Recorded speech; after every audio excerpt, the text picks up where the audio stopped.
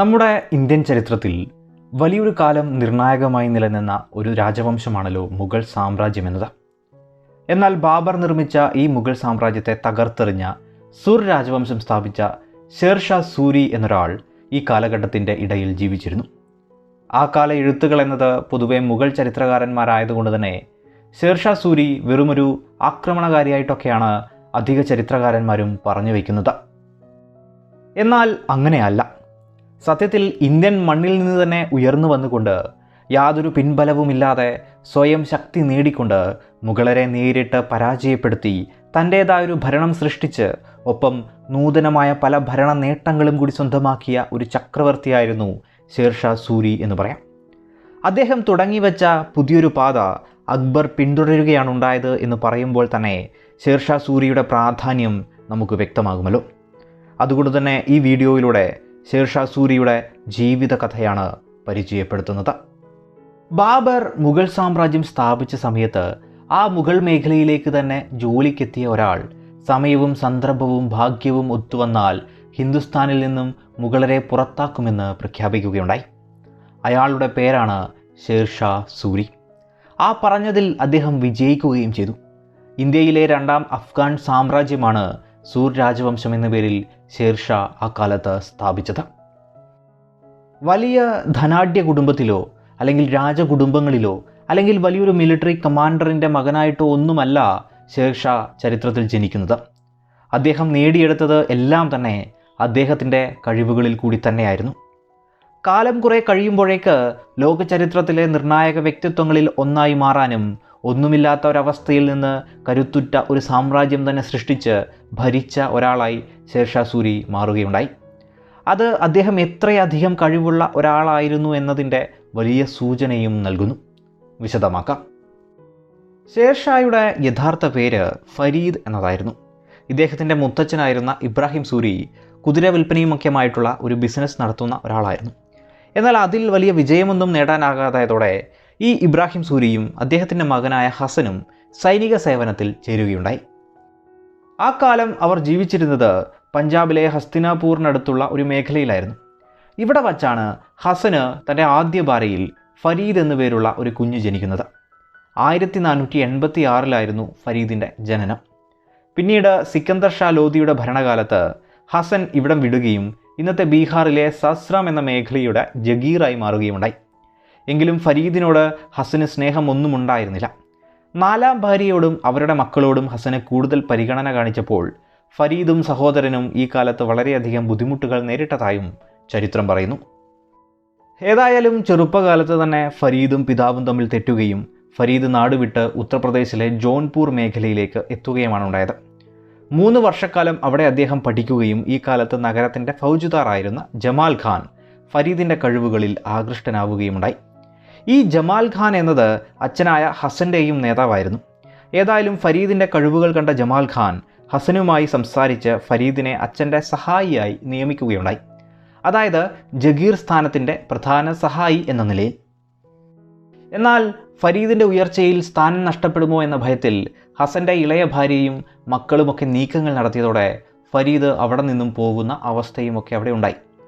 അങ്ങനെ അദ്ദേഹം സൗത്ത് ബീഹാർ മേഖലകളുടെ നാഥനായിട്ടുള്ള ബഹർ ഖാന് കീഴിൽ ജോലി നേടിക്കൊണ്ട് നിലകൊള്ളുകയുണ്ടായി. തൻ്റെ ജഗീർ സ്ഥാനം സംരക്ഷിക്കുന്നതിനായുള്ള നീക്കങ്ങളായിരുന്നെങ്കിൽ പോലും ഫരീദിൻ്റെ ഇവിടെയുള്ള പ്രവർത്തികൾ ബഹർ ഖാനെയും ആകൃഷ്ടനാക്കി.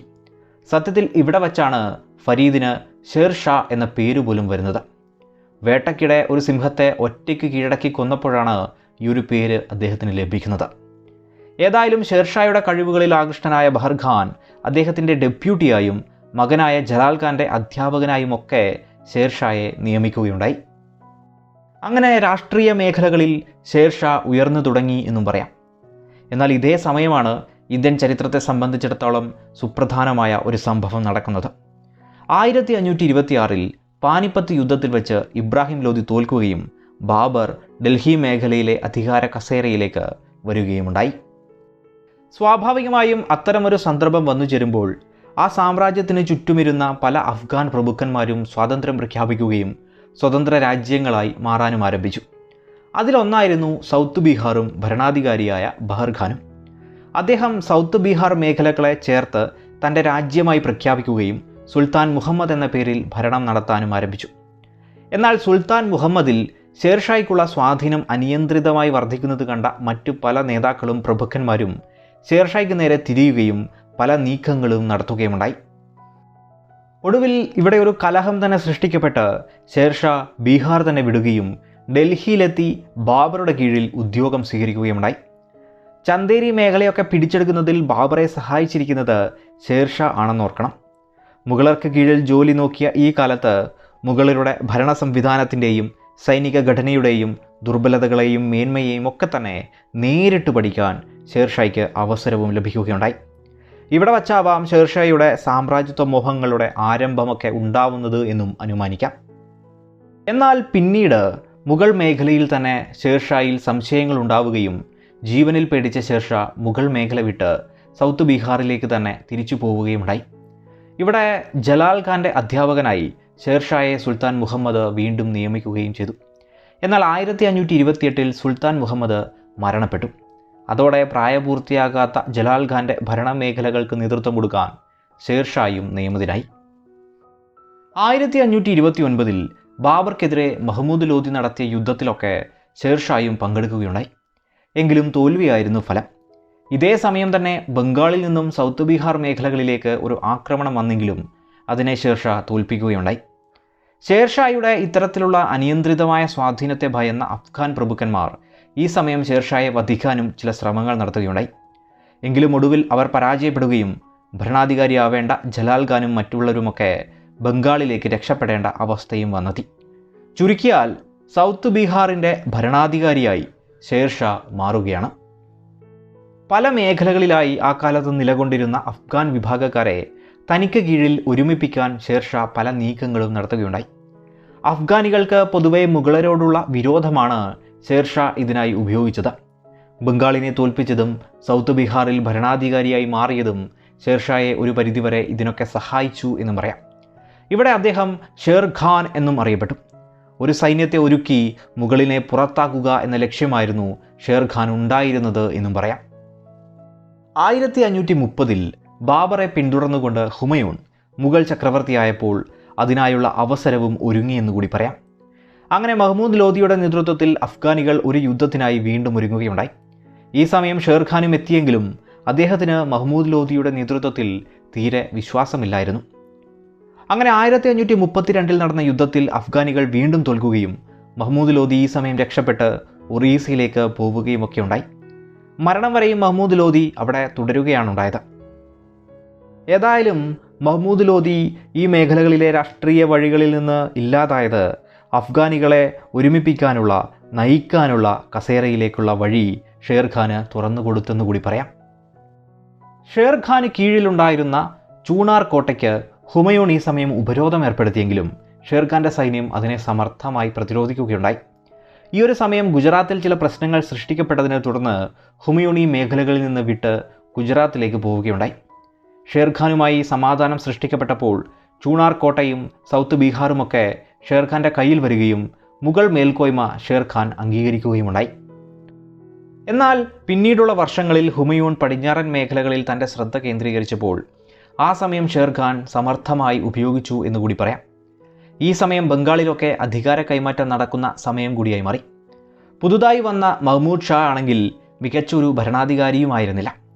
അങ്ങനെ ഇവിടെ പ്രശ്നങ്ങളൊക്കെ ഉണ്ടാവുകയും ബംഗാളും ഷേർഖാനും തമ്മിൽ ഒരു ഏറ്റുമുട്ടൽ സംഭവിക്കുകയും 1534 നടന്ന യുദ്ധത്തിൽ ഷേർഖാൻ വമ്പൻ വിജയവും നേടി. തൊട്ടടുത്ത വർഷം തന്നെ ഷേർഖാൻ ബംഗാളിലേക്ക് കടന്നു ചെന്നുകൊണ്ട് ആക്രമിക്കുകയുണ്ടായി. ബംഗാളിന് വലിയൊരു പ്രദേശം തന്നെ നഷ്ടമാവുകയും വലിയൊരു തുക കപ്പമായി എല്ലാ വർഷവും നൽകേണ്ടതായി വന്നു. എന്നാൽ 1537 വാർഷിക കരം മുടങ്ങിയതിനെ തുടർന്ന് ഷേർഖാൻ വീണ്ടും ബംഗാളിനെ ആക്രമിക്കുകയുണ്ടായി. തടയാൻ ഒരു വഴിയുമില്ലാതെ രക്ഷപ്പെട്ടോടേണ്ടി വന്ന മഹ്മൂദ് ഹുമയൂണിൻ്റെ സഹായം അഭ്യർത്ഥിച്ചു. എന്നാൽ ഷേർഷായുടെ കേന്ദ്രമായ ചൂണാർ കോട്ടയിലേക്ക് ഹുമയൂൺ എത്തുന്നതിന് മുന്നേ തന്നെ ബംഗാൾ മേഖലകളിലൊക്കെ കൊള്ള നടത്തി ഷേർഖാൻ തിരിച്ച് ബീഹാറിലെത്തുകയുണ്ടായി. അതിനെ തുടർന്ന് ബംഗാളിലേക്ക് പോയ ഹുമയൂൺ പിന്നീട് തിരിച്ചു വരുന്ന വഴിയിൽ ഷേർഖാൻ തടയുകയും അവിടെ ഒരു വലിയ യുദ്ധം ഉണ്ടാവുകയുണ്ടായി. ബാറ്റിൽ ഓഫ് ചൗൻസ എന്നൊക്കെ അറിയപ്പെടുന്ന ഈ യുദ്ധത്തിൽ ഹുമയൂൺ പരാജയപ്പെട്ടു. 1539 നടന്ന ഈ യുദ്ധത്തിനപ്പുറം ഷേർഷാ അഫ്ഗാൻ പ്രഭുക്കന്മാരുടെ ആശീർവാദത്തോടെ തന്നെ ഔദ്യോഗികമായി കിരീടധാരണം നടത്തുകയുണ്ടായി. അതായത് അതുവരെയും ഒരുമിച്ച് നിൽക്കാതിരുന്ന പല അഫ്ഗാൻ മേഖലകളടക്കം തിരിച്ചുവരികയും ഷേർഷായ്ക്ക് കീഴിൽ വീണ്ടും ഒന്നിച്ചു എന്നത് തന്നെ. അതോടെ ശക്തി വർദ്ധിച്ച ഷേർഷാ ബംഗാളിനെ വീണ്ടും കടന്നാക്രമിച്ച് കീഴടക്കുകയുണ്ടായി. അങ്ങനെ അദ്ദേഹം ബംഗാളിൻ്റെയും ബീഹാറിൻ്റെയും നായകനായി മാറി. അധികം താമസിയാതെ തന്നെ 1540 കനൗജിൽ വെച്ച് വീണ്ടും ഹുമയൂണും ഷേർഷായും ഏറ്റുമുട്ടുകയും അവിടെയും ഹുമയൂൺ പരാജയപ്പെടുകയുണ്ടായി. അതോടെ ആഗ്ര, ഡൽഹി, അജ്മീർ, ഗ്വാളിയർ തുടങ്ങി മുഗൾ മേഖലകൾ കൈയടക്കിയിരുന്ന പല പ്രദേശങ്ങളും കൂടി ഷേർഷായ്ക്ക് കീഴിൽ വരികയുണ്ടായി. ചുരുക്കിയാൽ ഷേർഷാ നായകനായിക്കൊണ്ട് ഒരു പുതിയ സാമ്രാജ്യം തന്നെ ഇന്ത്യൻ മേഖലയിൽ സൃഷ്ടിക്കപ്പെട്ടു. തൻ്റെ മേഖലകൾ സുരക്ഷിതമാക്കാനും പുതിയ മേഖലകൾ കീഴടക്കാനും ഈ മേഖലകളിലൊക്കെ തന്നെയും മികച്ച ഭരണം കൊണ്ടുവരാനും ഷേർഷാ ശ്രമിക്കുകയുമുണ്ടായി. അതിൻ്റെ ഭാഗമായി പല മേഖലകളിലും ഷേർഷാ ആക്രമണം നടത്തുകയും ചെയ്തു. ഹുമയൂണിനെ പിടികൂടാനായി ഒരു സൈന്യത്തെ തന്നെ അയക്കുകയും ഖൈബർ പാസ് വഴി മുഗളർ കടന്നു വരാതിരിക്കാൻ അവിടെയുള്ള മേഖലകളിൽ തൻ്റെ സ്വാധീനം ഉറപ്പിക്കുകയും ചെയ്തു ഷേർഷാ. എന്നാൽ ഇതേ സമയം നേരെ എതിർവശത്ത് ബംഗാളിൽ വീണ്ടും ഒരു കലാപക്കൊടി ഉയരുകയുമുണ്ടായി. എന്നാൽ ഷേർഷാ പെട്ടെന്ന് തന്നെ ഇവിടേക്ക് നേരിട്ടെത്തുകയും കലാപം അടിച്ചമർത്തുകയും ചെയ്തു. അദ്ദേഹത്തിൻ്റെ ഗവർണറായിരുന്ന കിസിർ ഖാൻ സുൽത്താൻ മഹ്മൂദിൻ്റെ മകളെ വിവാഹം ചെയ്തതോടെ സ്വതന്ത്ര ഭരണാധികാരി എന്ന നിലയിൽ നീക്കങ്ങൾ നടത്തിയതായിരുന്നു ഇവിടെ പ്രശ്നങ്ങൾക്ക് കാരണമായത്. കിസിർ ഖാനെ തടവിലിട്ട ഷേർഖാൻ എന്നാൽ ബംഗാളിലെ കലാപ സാധ്യത മുഴുവനായും തടയാനായി ബംഗാളിനെ വിഭജിക്കുകയാണ് ഉണ്ടായത്. പല ജില്ലകളായി തിരികുകയും അവിടങ്ങളിലൊക്കെ തന്നെയും ചെറിയൊരു സൈന്യം മാത്രം വരുന്ന ഗ്രൂപ്പുകളാക്കി സൈനിക ഘടനയെ പൊളിച്ചെഴുതുകയുണ്ടായി. ചുരുക്കിയാൽ ബംഗാളിലെ വലിയൊരു സേനയെ നയിക്കാൻ ഒരു വലിയ പട്ടാള കമാൻഡർ അല്ലെങ്കിൽ ഗവർണർ എന്നൊരു സിസ്റ്റത്തെ ഷേർഖാൻ അവിടെ ഇല്ലാതാക്കി എന്നുകൂടി പറയാം. ഷേർഷായുടെ അധീശത്വം അംഗീകരിക്കാതിരുന്ന ഗുജറാത്ത് മേഖലകളിലേക്കും 1542 പട നയിച്ച് ഷേർഷാ ആ മേഖലകളും കീഴടക്കുകയുണ്ടായി. 1543 മുൾട്ടാൻ, സിന്ധ് മേഖലകളും ഷേർഷാ കീഴടക്കുകയുണ്ടായി. 1543-45 കാലത്ത് മേവാർ, മാർവാർ മേഖലകളിൽ ഷേർഷായുടെ വലിയ യുദ്ധങ്ങൾ തന്നെ കാണുകയുണ്ടായി. ഈ മേഖലകളൊക്കെ തന്നെയും കീഴടക്കിയതിനു ശേഷം സമരതന്ത്ര പ്രധാനമായ കലിഞ്ചാർ കോട്ട കീഴടക്കാനുള്ള നടപടികളിലേക്ക് ഷേർഷാ പോവുകയുണ്ടായി. 1544 തന്നെ കോട്ടയ്ക്ക് ഉപരോധം ഏർപ്പെടുത്തിയിരുന്നെങ്കിലും 9 മാസമായിട്ടും ഒന്നും നടക്കാത്തതിനെ തുടർന്ന് കോട്ടവാതിലുകൾ എങ്ങനെയെങ്കിലും തകർക്കാൻ ഒരു ആക്രമണം നടത്താൻ ഷേർഷാ ഉത്തരവിട്ടു. അതിൻ്റെ ഭാഗമായി 1545 മെയ് 22 വലിയ തോതിൽ തന്നെ ആക്രമണം ആരംഭിച്ചു. എന്നാൽ അതിനിടയിൽ ഒരു റോക്കറ്റ് സ്ഥാനം തെറ്റുകയും ഷേർഷായുടെ സൈന്യത്തിൻ്റെ തന്നെ വെടിമരുന്ന് മേഖലയിൽ പതിക്കുകയുമുണ്ടായി. അങ്ങനെ ഇവിടെ ഒരു പൊട്ടിത്തെറി തന്നെ സംഭവിച്ചു. ഇതിനടുത്ത് നിന്നിരുന്ന ഷേർഷായ്ക്ക് മാരകമായ രീതിയിൽ പൊള്ളലേൽക്കുകയുമുണ്ടായി. എങ്കിലും അദ്ദേഹം പോരാട്ടം തുടരാനും പൂർണ്ണമായ ആക്രമണം നടത്താനും നിർദ്ദേശം നൽകി. വൈകുന്നേരമായപ്പോഴേക്ക് തന്നെ ആ കോട്ട അവർക്ക് മുന്നിൽ വീഴുകയും ചെയ്തു. എന്നാൽ കോട്ട കീഴടക്കിയെന്ന വാർത്തയൊക്കെ അറിഞ്ഞതിന് ശേഷം ഷേർഷാ മരണപ്പെടുകയാണ് ഉണ്ടായത്. രജപുത്ര പടയാളിയുടെ വെടിയുണ്ടയേറ്റ് ഷേർഷാ കൊല്ലപ്പെട്ടു എന്നും കഥകളുണ്ട്.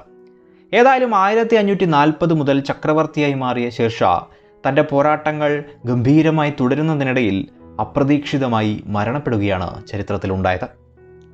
തനിക്ക് ചുറ്റുമുള്ള പ്രതിസന്ധികളെ അതിജീവിച്ചുകൊണ്ട് വിജയങ്ങൾ നേടിക്കൊണ്ട് മുന്നേറുന്നതിനിടയിൽ മികച്ച പട്ടാള കമാൻഡറും മികച്ച ഭരണാധികാരിയുമായ ഷേർഷായ്ക്ക് പാതി വഴിയിൽ മരണപ്പെടേണ്ടി വന്നത് ചരിത്രം തിരിക്കുറിച്ചേക്കാവുന്ന ഒരു പോരാളിയുടെ അപ്രതീക്ഷിത ജീവിതാവസാനം കൂടിയാണ് പറഞ്ഞു വയ്ക്കുന്നത്. ആരെയും ഞെട്ടിക്കുന്ന മിലിറ്ററി കമാൻഡർ മാത്രമായിരുന്നില്ല ഷേർഷാ എന്നുകൂടി പറയേണ്ടതുണ്ട്. അദ്ദേഹം ഭരണമേഖലകളിലും മികച്ച കഴിവുകൾ പ്രകടിപ്പിക്കുകയുണ്ടായി. ചരിത്ര വഴികളിൽ മഹാനായി മാറിയ അക്ബർ പിന്തുടർന്ന പാതകൾ ഷേർഷാ കാണിച്ചു കൊടുത്തതാണെന്നും ചരിത്രം നോക്കിയാൽ നമുക്ക് മനസ്സിലാക്കാം. കേവലം 5 വർഷം മാത്രമേ ഷേർഷാ ഭരിച്ചുള്ളൂവെങ്കിലും സുപ്രധാനമായ പല ഭരണപരിഷ്കാരങ്ങളും അദ്ദേഹം കൊണ്ടുവന്നു.